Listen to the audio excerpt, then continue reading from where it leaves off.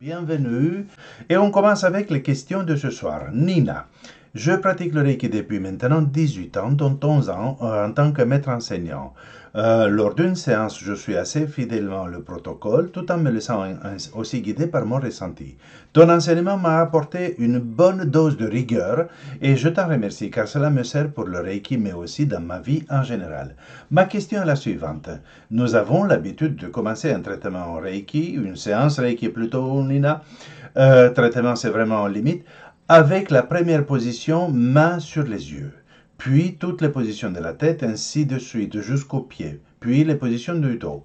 J'ai lu à plusieurs reprises que Madame Takata, pour un traitement de base, c'est ça qu'elle appelait, donc le mot est correct ici, commençait par la zone de l'estomac, rate, pancréas, puis le foie, la vésicule et le ventre, en conseillant de rester la moitié du temps sur le torse, endroit du corps où tout se transforme. Ensuite seulement, elle passait aux positions de la tête. Mikao Usui recommandait d'insister d'abord sur les positions de la tête. Dans d'autres techniques énergétiques, on retrouve aussi le conseil de poser tout d'abord les mains sur la zone du troisième chakra. D'autre part, il paraît que Madame Takata ne posait jamais les mains sur le cœur. Personnellement, je les pose beaucoup sur cette zone pour calmer l'émotionnel. Vous voyez, j'ai lu tout ce texte parce qu'il est particulièrement intéressant et je te remercie, Nina. On commence par une très bonne question. Quelles sont les meilleures positions des mains? Quelles sont les positions les plus efficaces? Eh bien, à mon avis, si on reprend ce que tu as marqué, la seule chose qui est sûre par rapport à Madame Takata est qu'elle a conçu le traitement de base. 4 positions à la tête, 4 positions devant, 4 positions derrière. Ça, c'était son traitement de base. La seule chose qui est sûre par rapport à Mikao Usui Sensei est qu'il a insisté là-dessus. Il commençait toujours par les 5 positions de la tête et ensuite il continuait. Dans d'autres écoles, on dit ci et on dit ça. Donc, on se pose vraiment la question avec beaucoup de raison. Quelles sont les bonnes positions et quelle est la meilleure façon de faire? Eh bien, la source numéro 1, vous serez d'accord avec moi, que c'est Usui, n'est-ce pas? Ensuite, Takata, d'accord, mais quelle est la garantie, et ça c'est une question vraiment sérieuse, quelle est la garantie que tout ce qu'on dit, que Takata aurait dit, est vrai? Vous voyez un peu, si vous allez sur Internet, et vous allez trouver un tas, mais vraiment un tas de phrases, soi-disant venant de Usui, des phrases spirituelles, des phrases sur le bonheur, des phrases sur le ci et sur le ça. Eh bien, je ne crois pas un mot. Je ne crois pas que Mikao Usui ait écrit ce genre de choses, puisque nous le savons très bien. Les deux textes que nous avons de sa part, c'est quoi? C'est le Hikei, donc le manuel, qui, comme on dit, il n'est même pas sûr que ça soit écrit par lui, mais que ça soit une compilation faite par Madame Koyama, qui a été le 6e président dans les années 70. Et tout pointe là-dessus. Et deuxième, c'est le texte, l'entretien, l'interview que vous avez trouvé dans le livre Le Legs du Dr. Usui, si vous l'avez lu. Oui, donc c'est les deux textes originaux. Tout le reste, moi je ne prête pas beaucoup d'attention. Le fait que Mme Takata ne mettait pas les mains sur le chakra du cœur, bon, je ne le crois carrément pas. Et donc, qu'est-ce qu'on va faire? Qu'est-ce que je peux dire, moi, dans la situation de choisir? Je fais les 5 positions de la tête. Et si je fais une séance complète, alors je la fais complète. C'est-à-dire, je prends mon temps, le temps que ça prenne, et les positions de la tête, toutes les positions devant, toutes les positions derrière. Oui, oh, ça va prendre une heure, plus d'une heure, vous allez dire, d'accord. Mais c'est grâce à cela que nous avons la garantie que chaque partie du corps qui a besoin d'énergie va recevoir de l'énergie. Chaque partie du corps qui est déséquilibrée va être rééquilibrée, réharmonisée, ainsi de suite. Il y aura des positions superflues? Probablement. Mais comment je le sais? La seule façon de le savoir, c'est si nous faisons le Reiji-Ho. D'accord, bien évidemment. Mais déjà, ça ne s'apprend qu'au 3e degré. Déjà, pour l'appliquer d'une façon, comment on va dire, sciemment, vraiment, il nous faut le pratiquer un certain temps pour arriver à l'état de lâcher prise nécessaire pour pratiquer cette technique. Donc, en attendant, on a le premier, on a le deuxième, on donne plein de séances. J'espère que vous donnez plein de séances avec premier et deuxième degré. Et ensuite, on arrive au troisième degré et il nous faut une bonne pratique pour intégrer le Reijiho. Donc, qui a les meilleures positions? C'est vous qui avez les meilleures positions. On a dit, du moment qu'on couvre tout le corps, de la tête aux pieds, devant et derrière, toutes les façons de faire sont bonnes. Il n'y a pas une école de Reiki maintenant qui aurait les meilleures positions, des positions parfaites. Les miennes sont parfaites, bien évidemment, mais pour moi et de mon point de vue, parce qu'elles sont simples, elles sont logiques, et ainsi de suite. Mais pour moi, et si vous avez appris avec moi, alors bien sûr que c'est pour vous aussi, mais c'est parce que on est habitué et parce que, voilà, on peut se permettre de laisser le pilote automatique et ça nous aide à lâcher prise plus facilement, mais non pas parce que c'est les meilleurs, parce que les meilleures positions des mains, ça n'existe pas. Donc, posez les mains, aucun risque, aucun effet secondaire, et peu à peu, vous allez créer votre propre style. Et ce que tu dis, Nina, que tu te laisses guider par ton intuition, bien sûr que c'est très très bon. Je reviens à ton commentaire au début de la rigueur. La rigueur est totalement nécessaire. Commencez au premier degré, même au deuxième, avec des indications pour les élèves. Faites comme vous le sentez, c'est pas une bonne idée du tout. Parce qu'on ne peut pas, rappelez-vous, on ne peut pas faire de la musique sans avoir appris le solfège. On ne peut pas faire du vélo, de course sans avoir appris d'abord, à avoir passé des heures à apprendre à monter sur un vélo et à se tenir bien sur le vélo. Vous voyez ce que je veux dire? Donc d'abord le côté technique et ensuite on se laisse aller. Ensuite il y a l'intuition, ensuite il y a la guidance, et ainsi de suite, si ça vient. Et peut-être que parfois, on n'est pas dans le bon état d'esprit et là, il n'y a pas de guidance. Et s'il n'y a pas de guidance, c'est les yeux, les tempes, la gorge, ainsi de suite. Ouais. Voilà. Merci beaucoup, Nina, pour cette belle question. Stéphanie, j'ai pratiqué le Rei-Reijo. Écoutez bien les mots, sont très importants. J'ai pratiqué le Rei-Reijo aujourd'hui, c'est une question d'hier. Je n'ai que le premier degré. Et contrairement à tout le retour, je me suis senti pas bien du tout, nausée et étourdissement, suivi d'un gros coup de chaud. Pouvez-vous m'expliquer pourquoi et dois-je recommencer la semaine prochaine? Merci de votre réponse. Alors, il y a eu, je dirais, 3 ou 4 personnes qui m'ont envoyé des mails semblables. C'est-à-dire que la première fois c'était très beau et hier c'était lourd ou des sensations comme ça.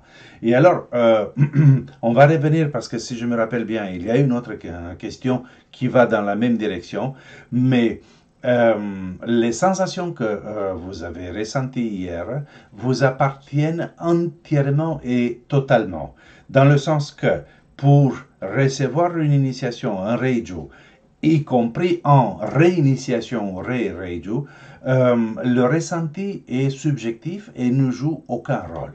Bien sûr, si on ressent des choses, c'est plus sympa, mais c'est tout, c'est plus sympa. Et donc, l'apport supplémentaire d'énergie, très, très, très, très élevé, peut-être pour Stéphanie, ça a été l'occasion de faire un remue-ménage quelque part au niveau des émotions ou qui se sont manifestées sur le système digestif. Vous voyez, nausées. C'est les nausées, nous le savons bien, c'est une des manifestations physiques des émotions. Donc, ça ne m'inquiète absolument pas. Dois-je recommencer la semaine prochaine? Non, Stéphanie, tu ne dois rien. Mais est-ce que tu peux? Bien sûr que tu peux. Et donc, tout le monde est invité le dimanche prochain, dans une semaine, pour recevoir, si vous êtes libre et si vous avez envie, le Reijo de dimanche 26 à 16h. Oui. Et donc, au tout début, j'ai dit, faites écouter les mots parce que Stéphanie dit ça, j'ai pratiqué le Rei Reiju et c'est très sympa, c'est très chaud parce que vous n'avez pas pratiqué, c'est moi qui l'ai pratiqué, c'est les maîtres qui avons envoyé qu'on peut utiliser cette expression. Nous avons pratiqué le Rei Reiju et vous avez reçu le Rei Reiju. D'accord?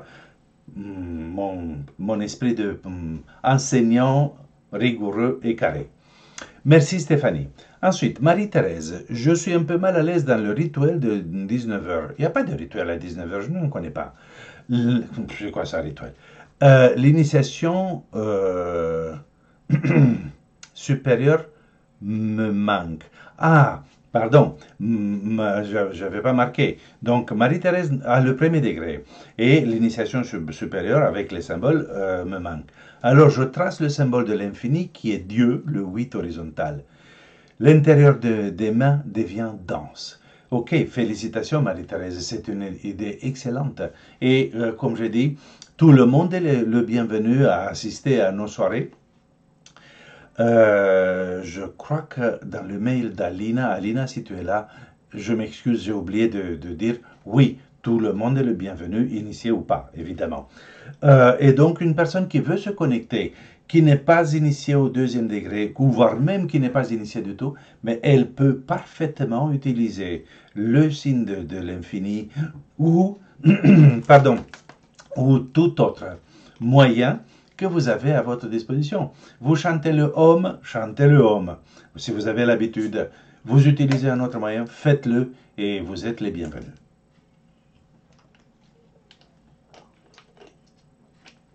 Voilà. Alors, je continue. Liliane, j'ai une question concernant les forces de l'ombre dont on parle en ce moment. Et je me permets d'ajouter ici en parenthèse, dont certaines personnes parlent en ce moment. Est-ce vrai que les égrégores négatifs peuvent se connecter à un égrégore et parasiter son travail? En ce qui me concerne, je ne le sens pas tant que nous sommes protégés. Donc, qu'en penses-tu? Alors, je suis parfaitement au courant et j'ai déjà fait un commentaire une fois ou voire même deux fois par rapport à cet aspect. À ma connaissance, il y a eu deux personnes qui se sont exprimées dans ce sens. Ensuite, il y en a eu plein qui ont renvoyé leur message et qui ont relayé les mots et tout cela. Mais non. Je suis, de mon point de vue, je suis profondément et totalement convaincu qu'un égrégore dit positif ne peut pas être détourné par quelqu'un d'autre. Parce que, non, je rebobine, excusez-moi, qu'un égrégore Reiki ne peut pas être manipulé. Je ne m'exprime pas, je ne peux pas m'exprimer sur d'autres types d'égrégores, mais théoriquement, je peux accepter l'idée qu'un égrégore quelconque peut être détourné. Mais un égrégore Reiki, non. Et je vous pose maintenant une question. Votre bon sens, qu'est-ce qu'il vous dit? Est-ce que nous dépendons d'un égrégore Reiki? La bonne réponse, vous avez raison, est non. Nous ne dépendons pas d'un égrégore Reiki et heureusement, parce que nous sommes connectés à la source. Et la source n'est pas un égrégore, c'est la source avec des majuscules. Non? Et donc, si les symboles dépendaient d'un égrégore, ça ne serait pas bien. Vous allez me dire, mais oui, mais il y a quand même l'égrégore Reiki. Bien sûr, il y a un égrégore Reiki formé par toutes les personnes qui pratiquent le Reiki dans le monde entier. On est d'accord avec cela. Cependant, nous ne dépendons pas de cet égrégore-là parce que notre connexion est plus élevée. Donc, voilà, c'est ma question, ma réponse. Ça ne me gêne pas. Les gens peuvent parler, les gens peuvent donner leur opinion par rapport à leur égrégore et leur travail, mais par rapport au Reiki, pas de souci. Et je continue avec Sylviane. Donc, ma vraie question est, pour le Reiki dans le passé que j'ai fait 3 fois, On m'a appris à le faire à l'inverse, jusqu'au deuxième degré, de 5 ans en 5 ans, et depuis le troisième degré, de 10 ans en 10 ans, grâce au symbole de maître. Suis-je dans l'erreur? Je ne dirais pas, je n'utiliserai pas les mots suis-je dans l'erreur, on a parlé de cela, mais ce qui me chagrine ici, il y a deux choses, non pas une, mais donc qu'on recule, c'est ce que je comprends, donc le faire à l'inverse, donc on recule, ça, je ne trouve absolument pas intéressant puisque j'ai expliqué cela, puisqu'on coupe les symptômes mais pas la cause, une chose, et deuxième, je veux bien qu'avec le deuxième et avec le troisième degré, nous soyons plus forts, mais nous sommes des êtres tellement complexes. Notre inconscient est tellement farci, bourré, je ne sais pas quel est le mot le plus plastique, le plus intéressant pour dire jusqu'à quel point nous avons un conditionnement, une programmation incroyable et tellement dense que nous ne nous rendons même pas compte de cette programmation et que nous avons, dans la majorité des cas, la majorité d'entre nous, je pense, nous avons l'impression que nous sommes comme ça et c'est normal. Eh bien, c'est pas normal d'être comme ça, c'est pas normal d'être souffrant, c'est pas normal de ne pas être heureux, de ne pas être joyeux, de ne pas être bienveillant et ainsi de suite. C'est pas normal qu'on ne vive pas tous dans l'abondance et tout cela. Mais selon nos croyances, non pas religieuses, mais nos croyances profondes, nos idées profondes, en tant que co-créateurs, nous vivons dans le monde que nous sommes capables d'imaginer. Vous vous rappelez les mots des sages. Et donc, si nous trouvons que ça c'est normal, que je sois dans le manque dans un domaine ou dans un autre domaine de ma vie, si ça c'est normal, ben c'est ainsi que ça sera dans ma vie.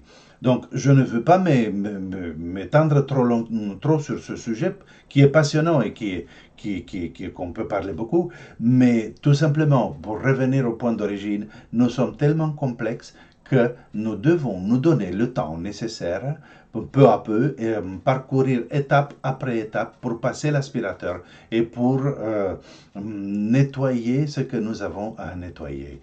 Donc, rappelez-vous, le Reiki dans le passé, il ne s'agit pas d'effacer la mémoire, nous n'arriverions de toute façon pas, mais d'apporter de la lumière, d'harmoniser les émotions, la façon d'avoir vécu les différents événements de notre passé. Que nous nous rappelions ou pas de ces événements-là, aucune importance. Le Reiki va apaiser et va harmoniser notre souffrance de l'époque. Et quand une souffrance de l'époque est apaisée, notre attitude d'aujourd'hui change, nous ne nous rendons même pas compte, mais elle change et automatiquement les décisions que nous prenons aujourd'hui vont être complètement différentes, bien plus intéressantes et plus harmonieuses pour nous. Le normal d'hier n'est plus valable, le normal d'aujourd'hui est préférable, le normal de demain va être complètement autre chose. D'accord? Donc, quand on fait le Reiki dans le passé, et je pense qu'il y a une autre question semblable, quand on fait le Reiki dans le passé, c'est long, je vous l'accorde. On a besoin de beaucoup de volonté et détermination, et ainsi de suite. Je vous l'accorde. Mais pourquoi on le fait? On ne le fait pas pour quelqu'un d'autre, on ne le fait pas, je ne sais pas, pour faire plaisir ou parce que il faut. Il ne faut pas, on est libre totalement de le faire ou ne pas le faire. Mais on le fait pour nous sentir bien, pour nous sentir mieux, pour faire un pas de plus vers le bonheur. Vous voulez faire un pas de plus vers le bonheur et vous avez le deuxième degré. Au boulot. Reiki dans le passé. Oui? Voilà, merci Sylviane. Olga. Olga qui vient avec plusieurs questions. Pour le nettoyage dans le passé, et si je l'ai commencé en étant degré 2 et que je passe le degré 3 entre-temps, avec l'obtention de nouveaux outils dans la grille, dont la grille de cristaux, puis-je poursuivre en intégrant ces nouveaux outils aux périodes suivantes ou dois-je tout recommencer?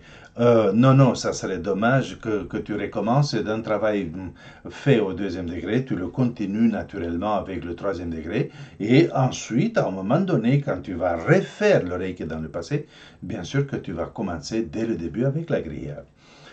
Euh, Témoignage par rapport à jeudi où vous proposiez à une personne d'enlever du protocole de la période des 9 mois. Oui, c'était Laurent, n'est-ce pas? Donc, si Laurent voulait enlever ses premiers 9 mois, donc avant la conception, je ne voyais pas de problème particulier. Mais voilà, Olga l'a fait pour la première fois, c'est sa deuxième fois qu'elle fait donc le Reiki dans le passé, et j'ai fait une réaction cutanée considérée comme de l'élimination en naturopathie. J'accepte que ça puisse être une interprétation de mon mental, bien sûr, ou même une coïncidence, je dirais, mais après avoir questionné ma mère sur cette période, cela peut aussi avoir du sens. J'ai aussi ajouté, sur suggestion d'un des maîtres que vous avez initié, le nettoyage via mes ancêtres sur 4 générations. Voilà, donc les ascendants, la lignée ascendante maternelle, paternelle. Euh, donc, bien sûr, Olga, je suis parfaitement d'accord avec toi qu'il est intéressant de commencer moins 18, donc 9 mois avant la conception. La grande majorité des gens, il me semble qu'ils n'ont pas de ressenti aussi puissant. Peut-être leur maman ne se rappelle pas des événements aussi pointus. Tu as la chance que ta maman se rappelle de cela. Mais clairement et définitivement, oui, je suis pour. C'est pour ça que j'ai ajouté, pour commencer, il y a 20 ans, je n'avais pas mis les 9 mois avant la conception, je commençais avec la conception. C'est ce que je pratiquais, que j'ai pratiqué moi et que j'ai enseigné à l'époque. Mais ensuite, il a été parfaitement clair que les 9 mois supplémentaires sont importants, intéressants. Euh, voilà. Non, je regarde le téléphone si jamais Patrick m'envoie un message, mais non, tout va bien. Voilà, donc 9 mois, oui.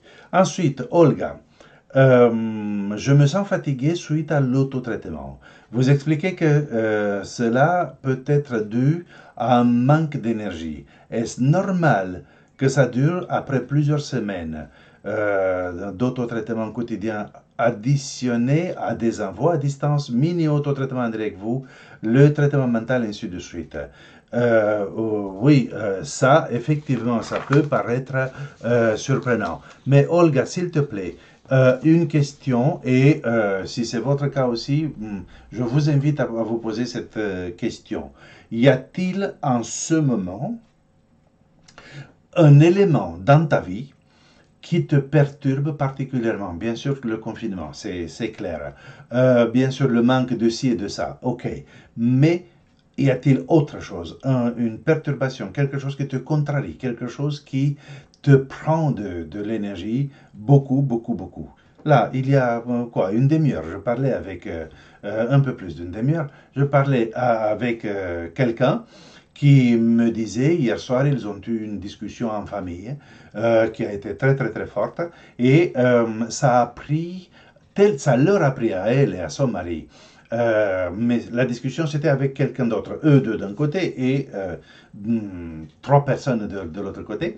Et à elle et à son mari, ça leur a pris tellement d'énergie qu'ils se sont sentis complètement à minuit quand la discussion s'est terminée, ils se sont sentis complètement à plat, et aujourd'hui c'était comme s'ils avaient fait la fête toute la nuit. Ils étaient tellement fatigués. Donc, on se rappelle que nos contrariétés, nos émotions, nos pensées non harmonieuses nous prennent beaucoup, beaucoup d'énergie. Oui.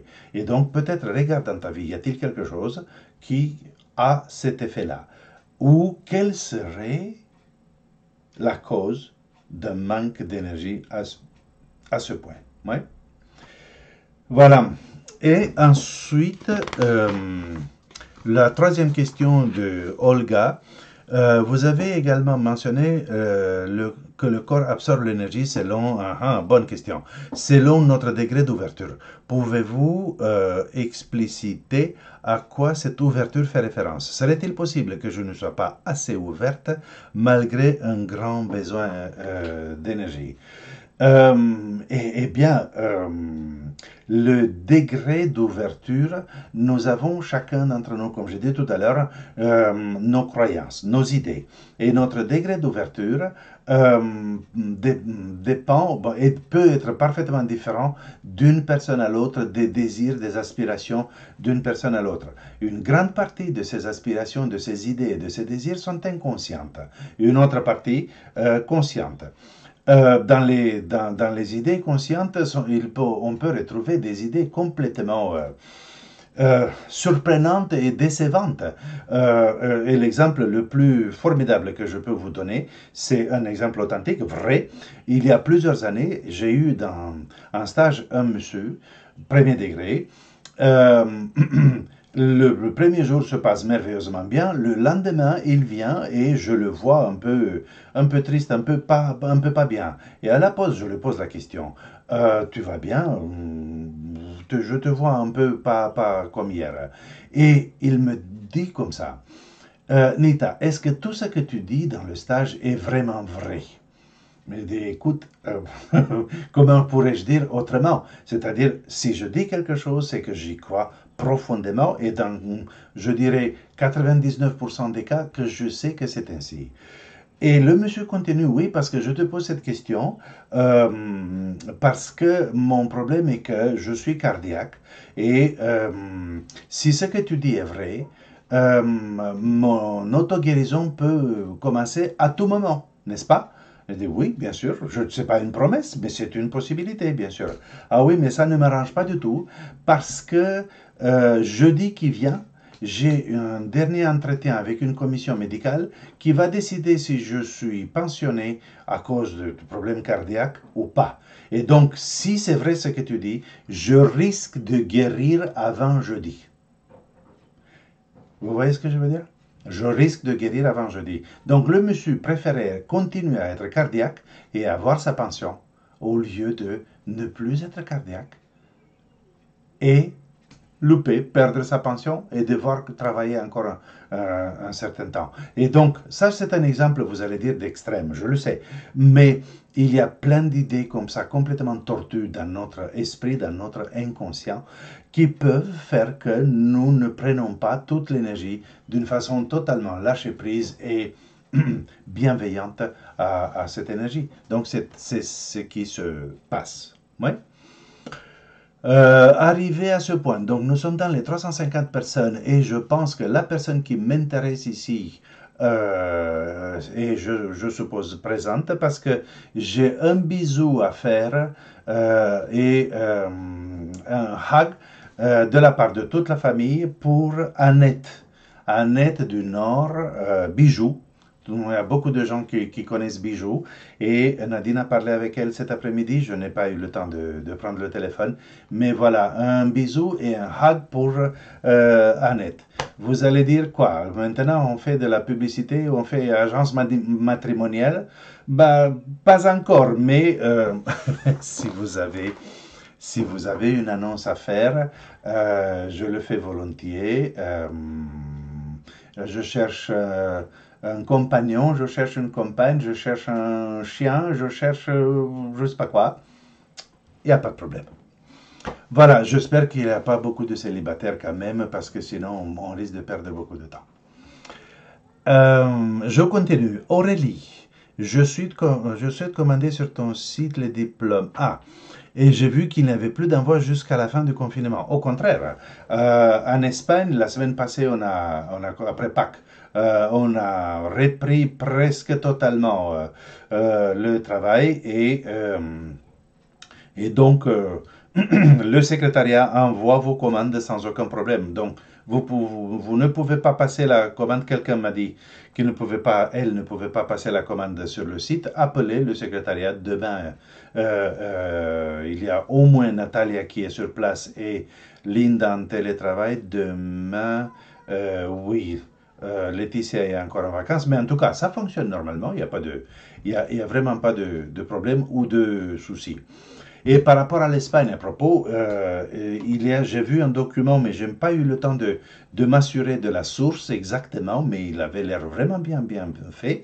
Un document qui étalait les différentes étapes du déconfinement qu'ils mettront en place à partir du 14 mai, je pense. Ouais. Voilà, je reviens à ma liste. Marie-Thérèse, outre l'autotraitement que je fais le matin, comment puis-je faire tomber les angoisses, stress que je ressens depuis quelques années? Tu vois, voilà, elle elle a une cataracte et, l'angoisse. Alors, l'autotraitement. Ensuite, je ne me rappelle pas si tu as marqué cela, Marie-Thérèse, l'autotraitement. Il y a le traitement mental, il y a l'affirmation positive, il y a l'affirmation pendant tout l'autotraitement et bien évidemment l'envoi à distance. Et si mettons, au bout de 3 semaines, tu ne te sens toujours pas à l'aise, vraiment sereine, soyons clairs et réalistes. L'oreille qui est grand, l'oreille qui est bon, l'oreille qui est magnifique, mais c'est pas la baguette. Donc, on pratique le Reiki, mais on va voir un psychothérapeute de notre choix, du style que vous considérez juste pour vous, et on va voir des thérapeutes, et on va voir des médecins, et ainsi de suite. Donc, on cherche l'aide à d'autres personnes. Il y a plein de trucs, je ne fais pas de la publicité parce que je n'ai pas des actions, mais vous connaissez cela, non? Voilà. Rescue est une fleur de bac et qui fonctionne vraiment bien. Ça, c'est des pastilles semi-molles, semi-dures. Sans sucre en plus. Et voilà, il y a des petits trucs comme ça qu'on peut prendre en plus des plantes, des tisanes, et voilà. Bonne chance, Marie-Thérèse.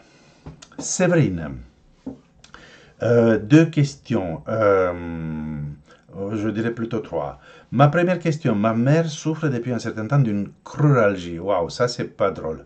Une douleur devant la cuisse ressemblant à un sciatique. N'habitant pas près d'elle, je lui ai fait régulièrement des séances de Reiki à distance. Ça la soulage beaucoup, mais il lui arrive d'avoir des crises de douleur toutes les 2 à 3 semaines. Pensez-vous que cela puisse être des crises de guérison? Non, je ne pense pas. Quand une douleur revient toutes les 2 ou 3 semaines. Dans des cas comme ça, je connais un tout petit peu la cruralgie et dans des cas comme ça, il y a besoin de l'intervention de quelqu'un qui fait une manipulation, la manipulation adéquate par rapport à ce nerf-là, le nerf crural, qui peut donner des problèmes très longtemps. Oui, donc plutôt aller, non pas plutôt, faire du Reiki à distance, bien sûr, faire du Reiki en direct, bien sûr, mais voir aussi quelqu'un, un spécialiste. Ça peut être différents domaines. Je ne veux pas dire quelque chose parce que je ne sais pas quel serait le meilleur, mais ne pas laisser uniquement avec le Reiki parce que ça peut durer des années uniquement avec le Reiki. Ouais? Parce que la douleur fait que le corps va s'adapter, va changer de position, on change de position et on se crispe et on... Non, c'est pas drôle. Voilà, donc aller vers quelqu'un qui peut faire la manipulation adéquate. Séverine, ma deuxième question concerne l'antakarana multiple. On le place où nous avons mal pendant 5 à 6 minutes. Pendant combien de temps doit-on placer le masculin ou le féminin ensuite? Pendant 5 à 6 minutes aussi. Alors, et avec ça, je réponds en réalité à la question suivante. L'antakarana multiple peut-il agir aussi sur des douleurs physiques comme les douleurs du dos? Alors, pour être parfaitement clair, l'antakarana multiple a comme effet de dissoudre les concentrations, les accumulations d'énergie non compatibles, voire même négatives. Et donc, l'exemple typique qui est donné, bien sûr, sont les maux de tête. Mais les maux de tête de quelle origine? D'origine énergétique et non pas d'origine, par exemple, éthylique. Non? Parce que ça n'agit pas sur l'aspect physique. Donc, j'ai mal à la tête d'origine énergétique, alors l'antakarana multiple va aider beaucoup. J'ai une douleur physique à cause d'une mauvaise circulation, d'une mauvaise accumulation d'énergie négative, on va dire, alors il aura un effet vraiment très intéressant. Il n'est pas du tout sûr, c'est en aucun cas garanti, que il y a un effet si il n'y a pas de cause énergétique. D'accord? Et souvent, nous ne savons pas quelle est la cause d'une douleur à un endroit ou l'autre, ou comme tu dis, du dos. Est-ce que c'est énergétique? Alors, l'antakarana multiple va aider grandement. Et ce n'est pas énergétique, alors l'antakarana ne va pas aider. Alors, vous avez vu l'antakarana ici, comme c'est grand, c'est à peu près de cette taille, je dirais 40 cm sur 40 cm. Et justement, ce type d'antakarana sur tissu a été conçu à l'origine pour le mettre sur le corps sur des endroits larges, comme par exemple le dos. Mal au dos, plum, je suis sur le ventre et je me mets l'antakarana multiple sur le dos pendant 5 à 6 minutes et j'observe. Est-ce que ça apporte quelque chose? Waouh, ça apporte. Alors, 5 à 6 minutes, je l'enlève, je mets l'antakarana masculin ou féminin, et voilà, c'est bien. Combien de temps, féminin, masculin, il n'y a pas de limite. Là, par contre, il n'y a pas de limite. Voilà, je continue. Anne-Marie, je voulais rectifier, je me permets, ce que tu as dit hier. Oh là, je me fais taper sur les doigts. Ce que tu as dit hier lors de notre rendez-vous au moment de l'autotraitement. Et donc, Anne-Marie me cite, bien que notre petit autotraitement de 10 minutes ne remplace pas le vrai autotraitement, eh bien, le commentaire d'Anne-Marie est notre petit autotraitement de 10 minutes, comme tu as dit, est tout aussi vrai, et le mis avec des majuscules, hein, tout aussi vrai que celui que nous nous faisons plus complet, certes, mais les deux sont vrais et nous apportent chacun ce dont nous avons besoin. Évidemment. Merci Anne-Marie, bien sûr. C'était le mauvais choix de mots. Et je ne sais pas que c'est vrai, mais qu'il est tout simplement qu'il est plus court que l'autotraitement complet et que l'idée était simple. Restez avec moi jusqu'à la fin pour faire le mini autotraitement vrai et authentique. Et dans la journée, j'espère que vous trouverez le temps. Vous choisirez de trouver le temps pour faire le grand, le maxi autotraitement. Voilà, merci Anne-Marie. Sylvie, peux-tu nous préciser dans quel ordre les symboles sont à activer et quelles conséquences si ce n'est pas respecté? Finir par le symbole de pouvoir et non par le symbole maître est-il juste? Alors, déjà, le fait que, c'est la première question, préciser l'ordre des symboles, c'est clairement marqué dans les manuels. Manuel le deuxième, manuel le troisième, manuel le quatrième. Je ne me rappelle pas si tu es maître ou pas. Parce que si tu es maître, là, je comprends la question. Parce que qu'est-ce qui se passe? Au deuxième degré, on reçoit 4 symboles. Si vous avez reçu le symbole de cœur aussi. Au troisième degré, on ajoute le symbole de maître. Au quatrième degré, on reçoit encore 4 symboles. Et là, l'ordre des symboles change légèrement. C'est tout à fait naturel parce que quand on a ces symboles-là, comment dire, chaque étape nous apporte les symboles qui résident dans cette fréquence, dans cette bande. Et ensuite, à la fin, quand nous avons la bande globale, quand nous avons tous les symboles, alors ils se réarrangent sur leur positionnement final. Et donc, c'est pourquoi il y a un petit changement au niveau du quatrième degré. Alors, quelles conséquences si cet ordre n'est pas respecté? Théoriquement, si je fais autotraitement, séance à une autre personne, et je mets les symboles, je les active dans n'importe quel ordre, théoriquement, ça n'a pas beaucoup d'importance. Si je fais un envoi à distance, par contre, logique, il faut que je commence par le symbole de distance pour établir la connexion, n'est-ce pas? Terminer par le symbole de pouvoir et non par le symbole de maître est-il juste? Mais juste, c'est peut-être pas le mot. Est-ce que c'est correct? Comme j'ai dit, Juste le début est complètement fixe pour un envoi à distance, mais pour le reste, si tu as appris différemment et ça te convient, si tu veux continuer comme ça, si tu veux continuer comme ça après avoir testé, travailler avec les autres façons de faire, alors tu peux le faire, il n'y a pas de problème. Mais attention, nous pouvons, en tant que praticien, nous pouvons expérimenter plein de petites choses intéressantes, mais quand on commence à enseigner en tant qu'enseignant, nous n'avons pas le droit d'enseigner euh, tout d'un coup comme ça ce que nous avons découvert la semaine passée. En tant qu'enseignant, nous sommes tenus à une certaine rigueur et à une grande rigueur d'ailleurs, et commencer de la case de départ et donner les explications de base, la pratique de base, et ensuite, une fois qu'on a bien intégré cela, avec l'indication dès le premier degré, je pense que je le donne, ça doit être très très rare que j'oublie de dire au premier degré déjà, qu'à un moment donné, il peut y avoir une guidance, qu'ils écoutent la guidance, qu'ils suivent cette guidance. Ok, donc j'espère que c'est suffisamment clair. Il y a un seul moment quand on doit commencer par le symbole de distance. Ensuite, Fabienne, ma sœur qui habite à 800 km de chez moi, va commencer ses séances de chimiothérapie à la fin du mois d'avril et m'a demandé de lui donner du Reiki. Puis-je lui donner du Reiki à distance et dans ce cas, comment dois-je faire? Affirmation pour la personne et pour la situation et ou pour la situation. Envoie la veille, le jour même et le jour suivant. J'ai le deuxième degré et je possède un cristal de quartz. Eh bien, la meilleure façon de faire est tout simplement lui envoyer dès maintenant et envoyer en permanence à ta sœur. Mettons qu'elle s'appelle Sylvie, donc à Sylvie, pour son plus grand bien en harmonie avec l'univers, ça c'est implicite et c'est tout. Donc tu fais les envois tels que tu as appris à le faire.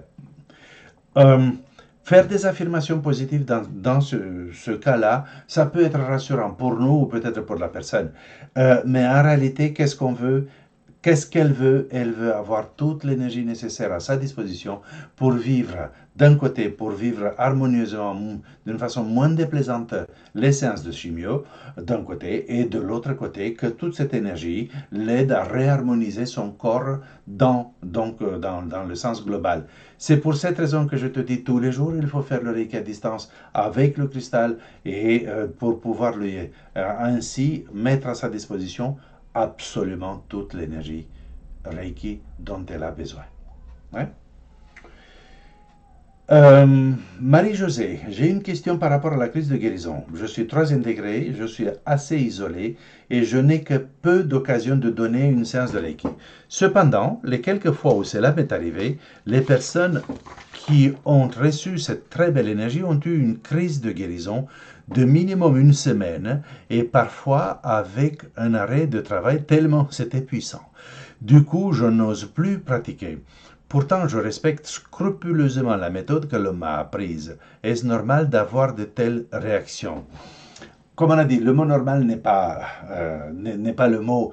Est-ce habituel? Non, ce n'est pas habituel. Une crise de guérison de 1 ou 2 ou 3 jours, ça peut exister, mais d'une semaine et plus, c'est particulièrement rare suite à des séances de Reiki. Mais ce que tu n'as pas spécifié, je suis désolé, je t'ai demandé de reformuler la deuxième question parce qu'elle était intéressante mais pas claire. C'est que je n'ai pas demandé combien de séances tu as donné. Tu dis, je suis scrupuleusement la méthode, et si ça implique que tu lui as fait des séances tous les jours, alors je n'ai pas de réponse à cela. Je ne sais pas comment il se fait que ces gens aient eu des crises de guérison aussi fortes. Mais si tu n'as pas suivi le protocole de minimum 4 jours et tu as donné une seule séance et ensuite tu as laissé passer, alors je comprends que peut-être il n'y a pas eu les effets que tu t'attendais, mais que tu as juste remué ce qu'il y avait et au lieu de continuer aussitôt avec d'autres séances, les séances ont été arrêtées. Donc, la plupart du temps, ce que je vois, quand j'ai vu des réactions fortes, peut-être pas aussi fortes, mais quand j'ai vu des réactions fortes, c'est quand on a donné une ou deux séances et ensuite on a arrêté pour faire les suivantes la semaine prochaine. Oui. Donc, voilà, je vais descendre l'ascenseur. Peut-être que tu as dit quelque chose maintenant. Euh, Marie-Josée, est-ce que tu me dis quelque chose ici? Euh, ouais. Non, je vois pas. Ah, je dis bonjour à Nathalie. Bonjour Nathalie, je vois que tu es là. Et je suis content que tu sois là avec nous ce soir. Donc, Marie-Josée n'a pas réagi et je m'excuse, on va continuer. On continue, il n'y a plus que deux ou trois questions. Très rapidement. Elisabeth, voici ma question pour Magri. Lorsque je pars en vacances, je prends une photo. Donc, on photographie la grille, on la prend avec soi. Mais quand je rajoute de nouvelles intentions dans ma grille et je pars à nouveau, est-ce que je dois refaire une photo? Ça dépend de toi.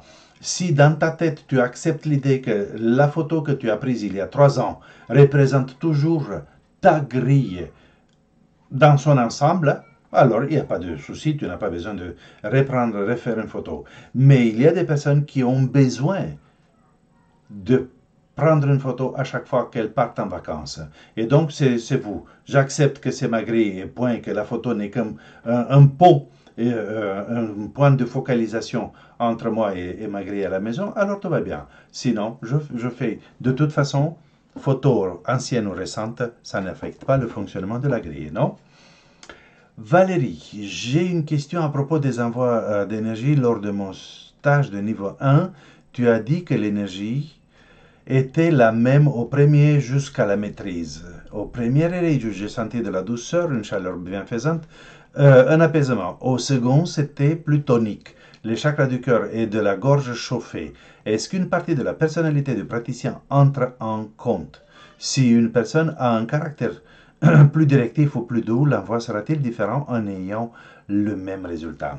Alors ici, il y a plusieurs trucs et j'aimerais bien expliquer ça correctement. Donc, première chose, effectivement, je répète, il n'y a pas 36 000 énergies Reiki, il y a l'énergie Reiki et une personne qui vient de terminer son stage de premier degré et un maître qui est maître depuis 150 ans vont canaliser exactement la même énergie. Ça va être exactement la même énergie. Il n'y a pas d'autres énergies, des énergies différentes. Mais peut-être que quelqu'un qui a son deuxième ou troisième degré depuis un certain temps, peut-être que cette personne a appris à lâcher prise plus facilement. Elle a appris à vouloir moins, à moins imposer ses souhaits et ses intentions. Et donc, il y a un lâcher-prise qui, bien sûr, qui permet que l'énergie va passer plus facilement. De plus, il y a les symboles. Vous voyez, vous avez une voiture. Qu'est-ce qu'on va dire comme voiture? Euh, une Lamborghini? Ok, une Lamborghini, c'est banal. Tout le monde a au moins une Lamborghini chez lui. Donc, vous avez une Lamborghini.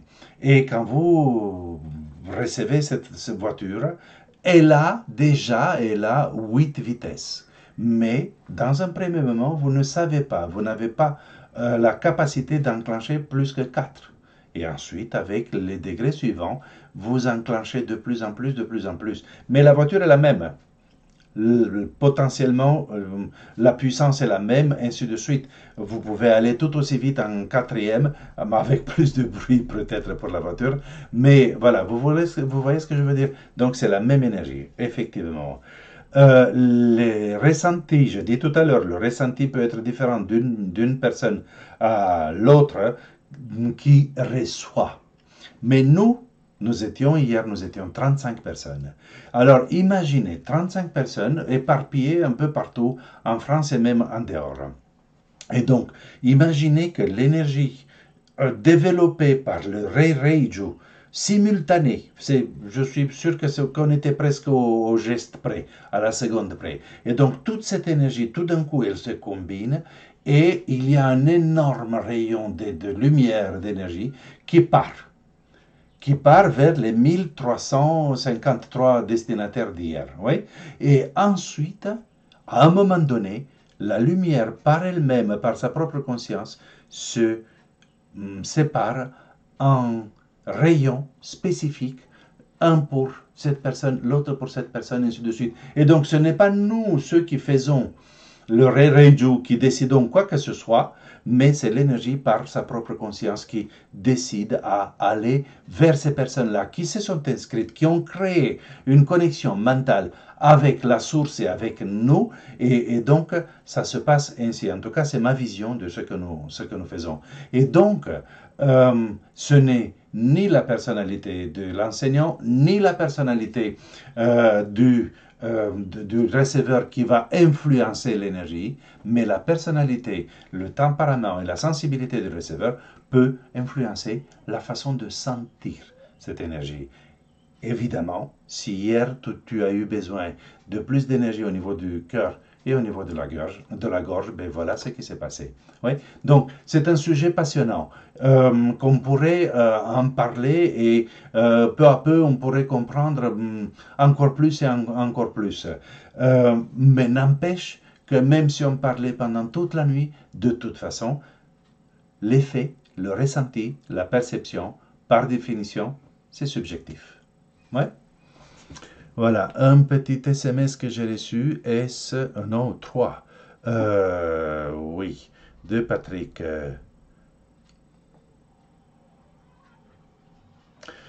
Donc, et tu veux, Patrick, que je parle de ce symbole, pardon, de ce sujet sur le nombre de symboles donnés, je reprends, le nombre de symboles donnés par un maître de ma lignée. Alors, ok, on prend 2 minutes pour là-dessus. Théoriquement, les maîtres de ma lignée s'ils donnent ce que je donne, ils vont donner 9 symboles au total. 4 au deuxième degré, 1 au troisième degré, 4 au quatrième degré. Mais il y a un truc. Un maître Reiki est libre de faire ce qu'il veut. Ouais. Et alors, il y a des personnes qui ne comprennent pas très bien la question de la lignée. Et on peut avoir facilement quelqu'un qui dit « Je suis de la lignée de Nita », mais entre-temps, cette personne a repassé la maîtrise dans d'autres écoles. Et dans ces autres écoles, il y a plus de symboles ou il y a moins de symboles. Ouais. Et la personne dit toujours « Je suis de la lignée de Nita ». Mais en réalité, elle a adapté l'enseignement, la pratique de cette autre, intégré la pratique et l'enseignement de cette autre école. Alors, c'est pour cette raison que cette question de lignée est très importante et on demande, ok, tu es de la lignée de Nita, tu es de telle lignée, et quel est l'enseignement que tu proposes? Quand on a le deuxième ou le troisième degré, on se gêne souvent de poser la question, mais rappelez-vous, bien qu'au Japon, ça soit un sujet très délicat, demander à un maître Reiki japonais sa lignée, ils ne le font pas tout simplement. Mais en Occident, c'est une question qui doit être posée, la lignée, le contenu. Très souvent, les gens demandent le prix. C'est une question importante, mais ce n'est pas la plus importante, parce que la lignée et le contenu et le service après-vente, et ainsi de suite, c'est bien plus important que le prix d'une formation. Donc, il y a des écoles encore aujourd'hui qui donnent au total, un maître enseignant de certaines écoles a 4 symboles. C'est valable, c'est valable. Une autre école, 5, une autre 6, une autre 22. C'est valable, c'est valable. Y a-t-il une meilleure école que l'autre? Non, aucune école n'est meilleure que l'autre parce que maître enseignant, quel que soit le nombre de symboles qu'il a, il peut faire des initiations parfaitement. Et comme j'ai dit hier déjà, je pense, toutes les initiations se valent. Tous les enseignements ne se valent pas, mais les initiations se valent. Donc, à vous de choisir l'enseignant ou la personne avec qui vous avez envie de continuer ou de faire ou de refaire vos degrés. D'accord? Je ne sais pas. J'espère que j'ai répondu à la question. Une très bonne soirée à vous.